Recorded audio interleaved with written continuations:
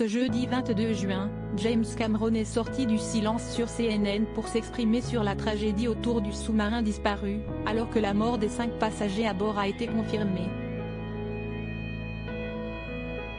Et les déclarations du réalisateur de Titanic sont particulièrement troublantes.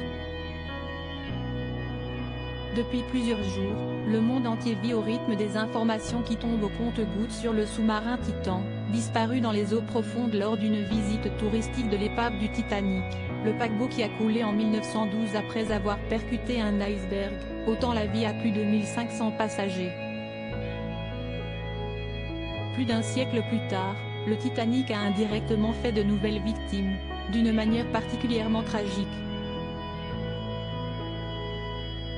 Le 18 dimanche, le sous-marin touristique Titan s'enfonçait dans les eaux dans le cadre de l'expédition d'Oceangate, à 800 mètres de profondeur. 1h45 après sa descente, le submersible a perdu le contact avec le navire utilisé pour le transporter. Parmi les personnes présentes dans le sous-marin, un Français, Paul-Henri Narjolet, qui d'après des propos rapportés par Le Figaro, avait confié à des proches ne pas avoir confiance en ce nouveau sous-marin en matériaux composites avec un hublot de 60 cm, mais y aller quand même pour la beauté de l'expédition. Lors d'une conférence de presse ce jeudi 22 juin, les gardes-côtes ont estimé qu'une implosion catastrophique était à l'origine de la tragédie. Nous estimons à présent que notre patron Stockton Rush, Shahzada Davoud et son fils Sulman, Ami Chardin et Paul-Henri Narjolet sont malheureusement morts, a indiqué la société organisatrice de l'expédition, dans un communiqué. La déclaration terrifiante de James Cameron, le réalisateur de Titanic. James Cameron, qui a réalisé Titanic, l'un des films les plus impactants de ces dernières décennies, est sorti du silence pour s'exprimer sur le drame.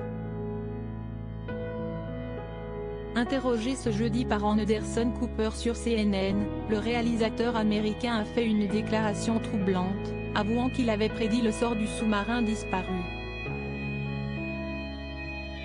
Le seul scénario que j'ai pu imaginer dans mon esprit qui pourrait expliquer cette disparition était une implosion.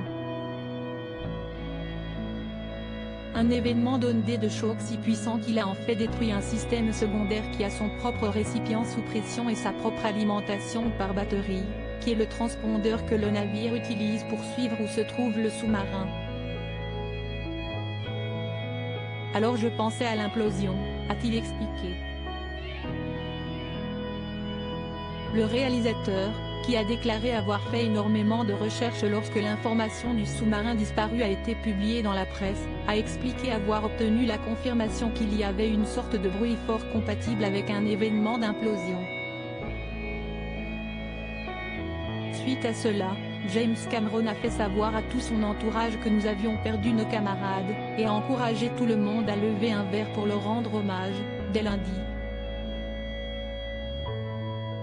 Le réalisateur de 68 ans, qui a eu une pensée pour les familles endeuillées, a avoué qu'il espérait que sa théorie soit fausse, mais qu'il savait au plus profond de lui qu'elle ne l'était pas.